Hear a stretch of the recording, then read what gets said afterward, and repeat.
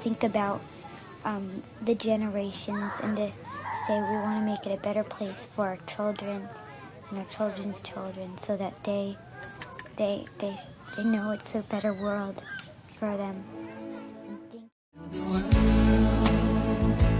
Make it a better place for you and for me and the entire human race. E-waste is the term used to describe old, end-of-life, or discarded appliances using electricity. It includes computers, consumer electronics, fridges, and other electronic items, which have been disposed of by their original users. Why should you recycle your e-waste? Because e-waste is the fastest growing waste stream in America. 40% of heavy metals found in U.S. landfills come from electronics. Recycling 1 million laptops prevents the release of greenhouse gases equivalent to 16,000 car emissions.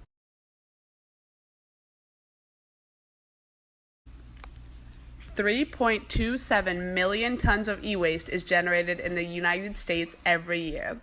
20 million TVs are thrown away, 152 million phones are discarded, 52 million computers are discarded, and only 15 to 20% is recycled. The average person purchases 3 to 5 new electronics every year. 80 to 85% of these go directly into a landfill.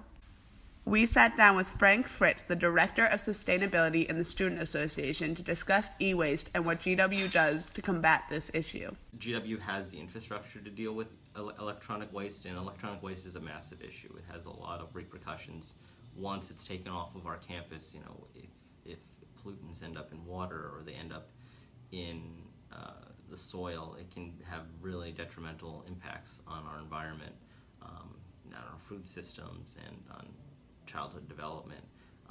E-waste, making sure that it's properly disposed, is really one of the most important environmental justice issues we have, and one that we can tackle ourselves. But I think just getting the information to students to be able to know how to sort e-waste out from their normal trash and where to put it, better advertise the receptacles, and maybe even working on ways to incentivize students to collect their e-waste more efficiently and better dispose of it, I think would all be great steps moving forward.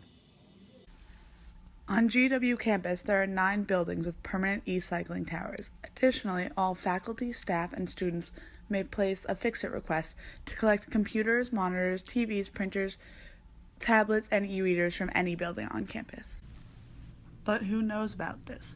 You need to be aware of this to actually help be part of the change. We sat down with Linnea Alexander, a member of GW Green, to discuss their impact on campus and how additional members can help their cause. Environmental issues are a really big deal on campus and often kind of overlooked by the general student body. And with Green GW, which is a student org that deals with sustainability on campus and in the community, we really like to focus on education, specifically education of the student body, because we believe that it's the first and biggest step towards environmental awareness and like recycling consciousness. And if you don't know how to recycle, you're not going to. So I think that's the most important part. We have battery recycling units in all of the dorms, but I don't think a lot of people know they're there, and I don't think that people really know what to put in them. So, and as far as joining Green GW goes, you can join at the beginning of the year, any time in the year, and you can be as involved or uninvolved as you would like. And I think that the more people we get, the more people we have to really produce a stronger outcome, and the more you can spread the word about recycling and e-waste, I think the more people we can reach and the more of an impact we can have. So we went to the e-asset solutions computer and electronics recycling to speak with one of the partners about how they recycle e-waste and the effects that e-waste has on the environment.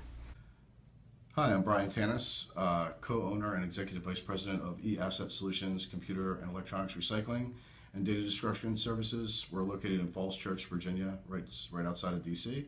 One of the recent EPA statistics is that the electronic waste that ends up in our landfills is shockingly low. It's only about 2% of the products that consumers and businesses use in the electronic world that actually end up in our landfills.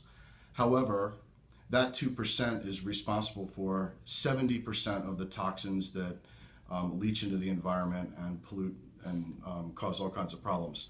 So it's a very small number, but it yields a very high percentage of toxicity. So we do not want any electronic items ending up in landfills. We want them all recycled responsibly and properly, and we're happy to partner with you in any capacity to help you all out with that. Now that you know just how toxic e-waste is and how it is detrimental to all of you personally, so get up and do something about it to save yourselves, save your future children, and save the planet. How can you take charge of your own life and aid in saving your planet? Email Frank Fritz, the Director of Sustainability on the Student Association, to help him appeal to the administration as a whole on the need to raise awareness about e-waste on GW's campus. Lead by example and recycle your e-waste. Join a GW environmental club like Linea. Education is key. Do your part. You might end up educating not only other students, faculty, and more, but also end up learning new facts yourself. You can do 2 things right now to help. Post these flyers in your dorm, in your class buildings, in Marvin, in Gelman. Second, post this video on social media because, first, e-waste is an important environmental cause that is directly impacting bad health. And second, we have ways to do our part and help recycle e-waste on campus. You can email roates1484@gmail.com for a digital copy of this poster.